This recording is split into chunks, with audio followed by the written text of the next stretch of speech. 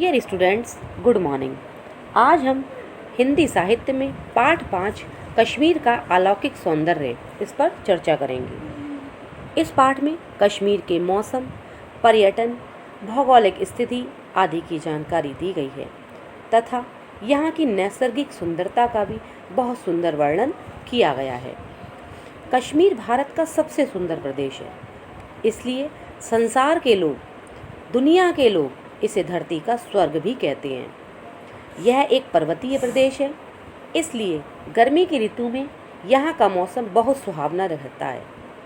देश विदेश से हजारों पर्यटक यहाँ आकर प्रकृति की शोभा का आनंद लेते हैं।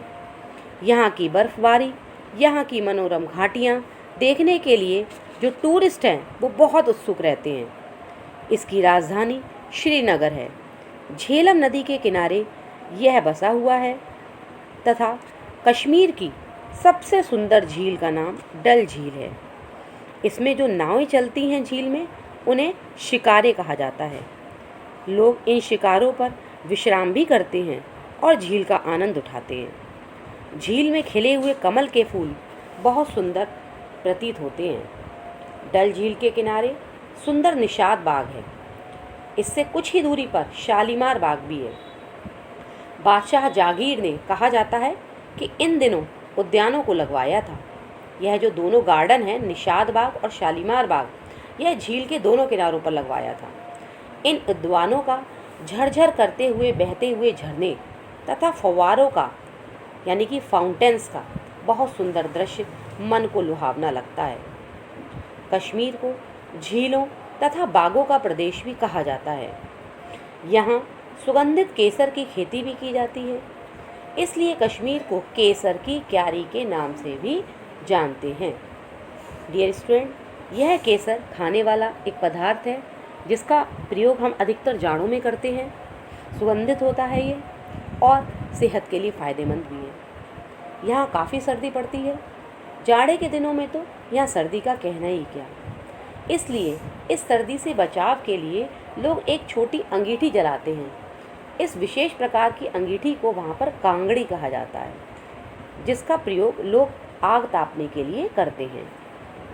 डियर स्टूडेंट, इसके अतिरिक्त यहाँ लजीज व्यंजनों का भी सैलानी आनंद उठाते हैं।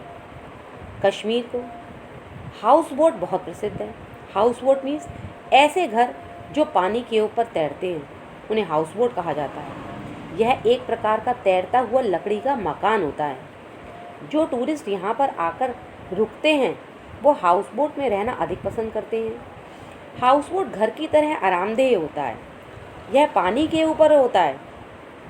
श्रीनगर जाने पर हाउस बोट की पंक्तियाँ देखते ही बनती हैं। रात में ये हाउस बोट एक दीप मालिका की तरह जगमगाते हुए दिखाई देते हैं। तथा कश्मीर का दूसरा दर्शनीय स्थल गुलमर्ग है।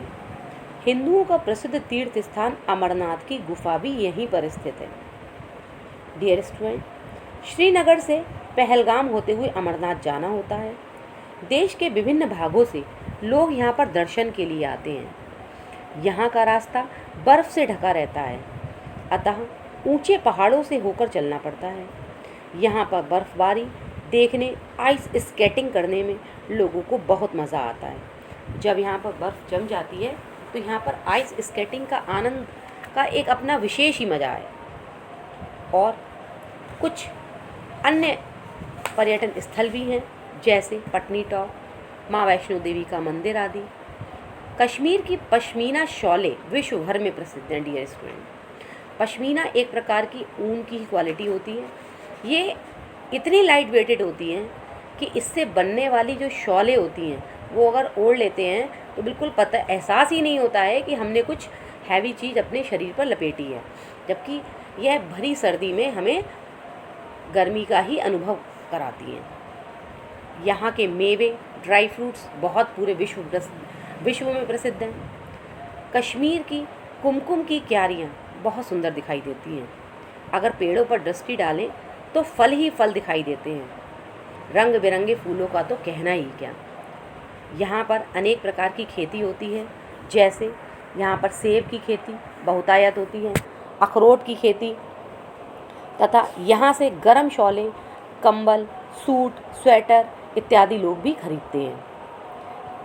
कश्मीर के बारे में कहा जाता है कि एक बार अकबर के पुत्र जहांगीर ने यहाँ की सुंदरता को देखकर एक बात कही थी कि यदि पृथ्वी पर कहीं पर स्वर्ग है तो यही है और यही है।